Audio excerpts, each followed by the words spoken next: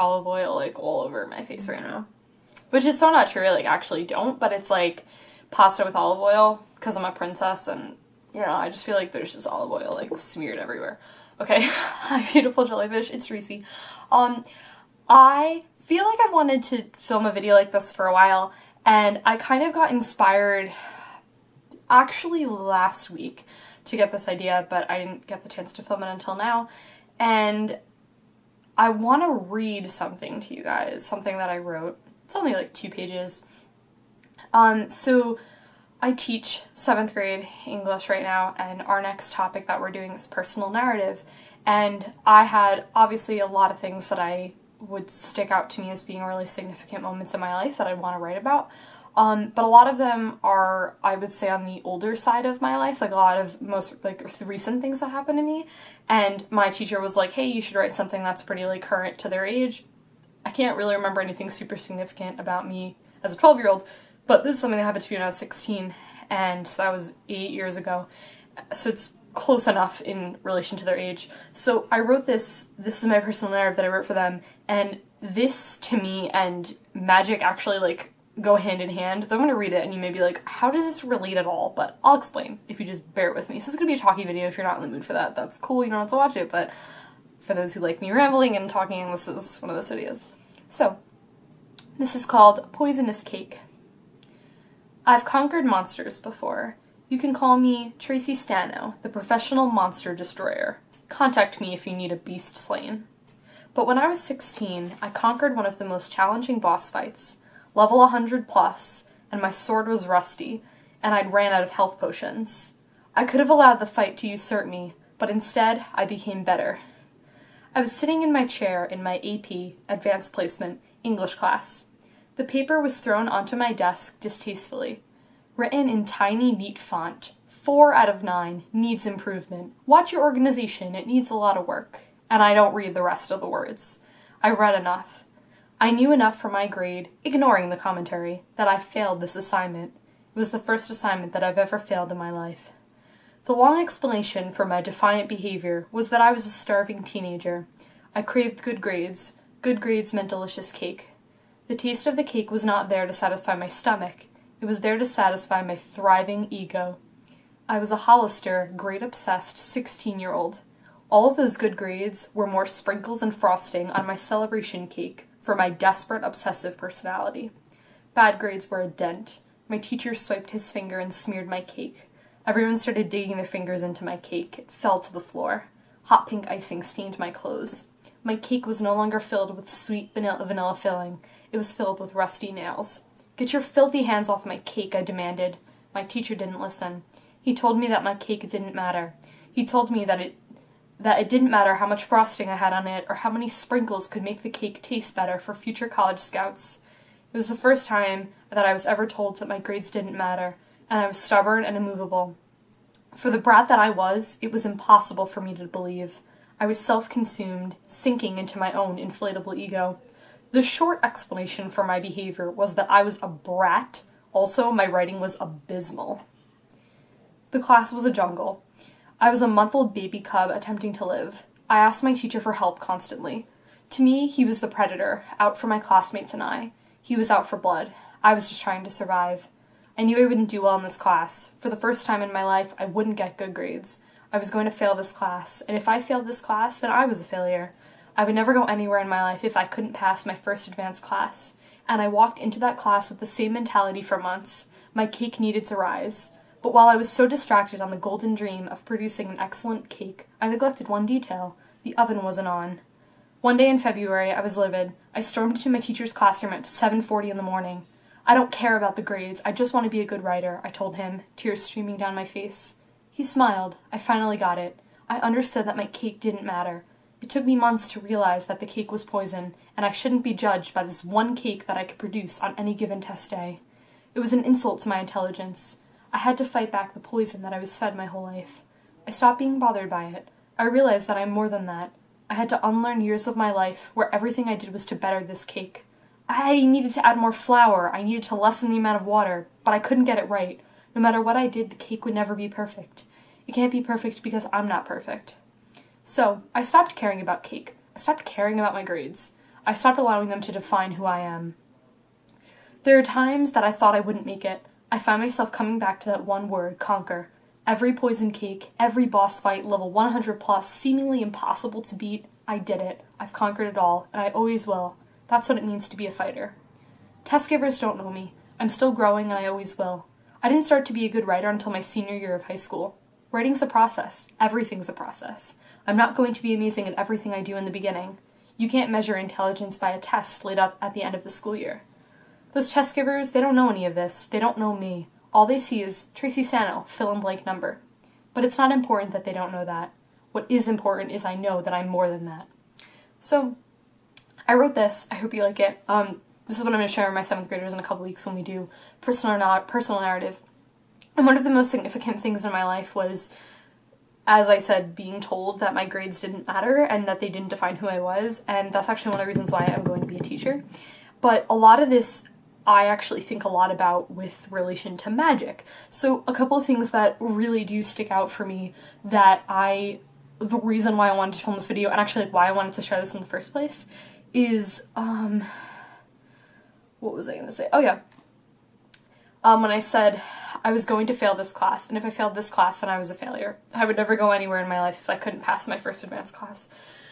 So with magic, if you get into competitive magic, or you're in competitive magic and you fail, and then everything is like the end of the world for some people. And I used to feel like I not understand that too much.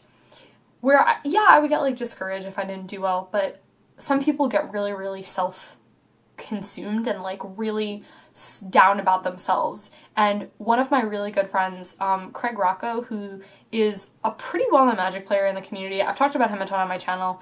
He's seriously one of the best Magic players I've ever seen. He's got, I think, some like Star City videos, and he has like a ton of deck lists floating around the internet if you want to check him out. He's like incredible.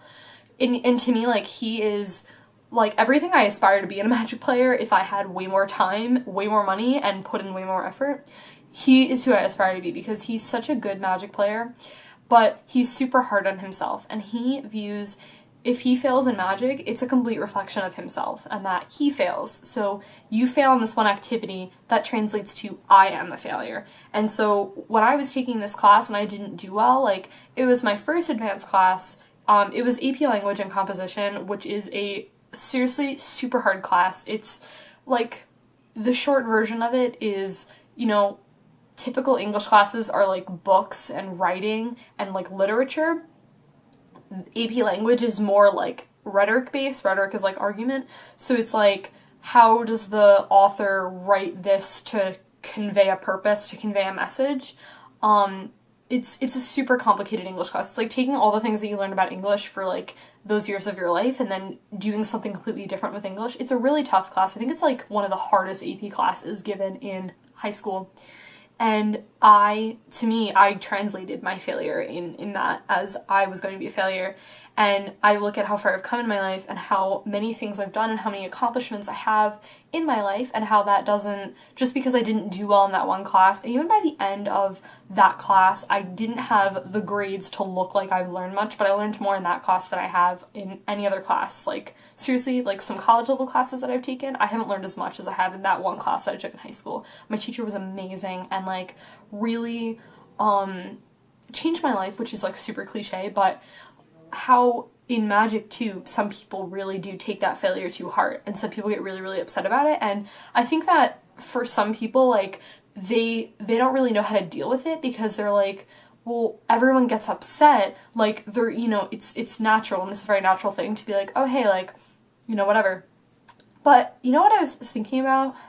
Oh, hold on, I have this point. I don't know if I want to share it now. I think I'll hold off on this, but, yeah, I was a very bratty teenager. Let's just preface it that way. I'm glad you guys didn't know me when I was a teenager, because I was very, very grade obsessed. I had a really hard time. So one thing that I also think relates to Magic is when I say I shouldn't be judged by this one cake that I could produce on any given test day. That, you know, there are a lot of reasons, a lot of reasons for not doing well on tests and for not doing well in Magic. There is so much variance that goes into it. You know, did you eat enough? Did you sleep enough? Are you drinking enough water or other fluids? Preferably water, but are you drinking enough fluids? Is your mind 100% there? How much practice have you had for this? How long have you played the deck for? How are your mulligans? How are your draws? Does your opponent just happen to have everything? Like, there's so many factors that go into a game of Magic. It's not just like win or lose. It's not just black or white.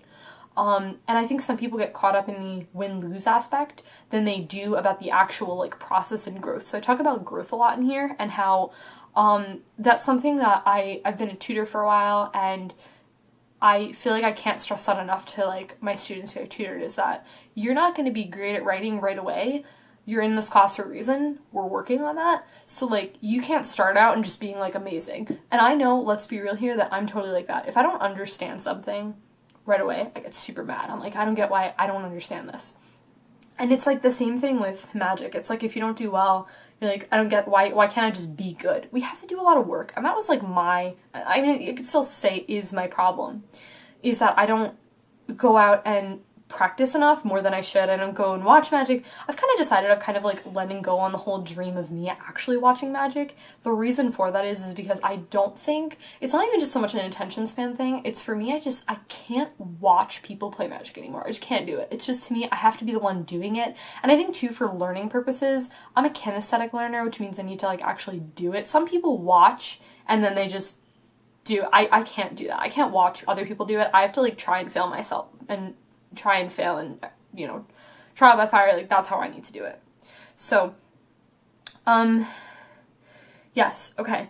And yeah, and I say too, I like these lines, no matter what I did, the cake would never be perfect. It can't be perfect because I'm not perfect. So, even the best Magic players, they all fail. Like, they all fail. It's just, everyone's just not gonna do well 100% of the time. Because again, what I just talked about, there's so much variance, so much luck that goes into it. There's a lot of luck that goes into Magic. Is there skill? Absolutely. Like, it's so much skill that goes into it, but a lot of it is luck. Yeah,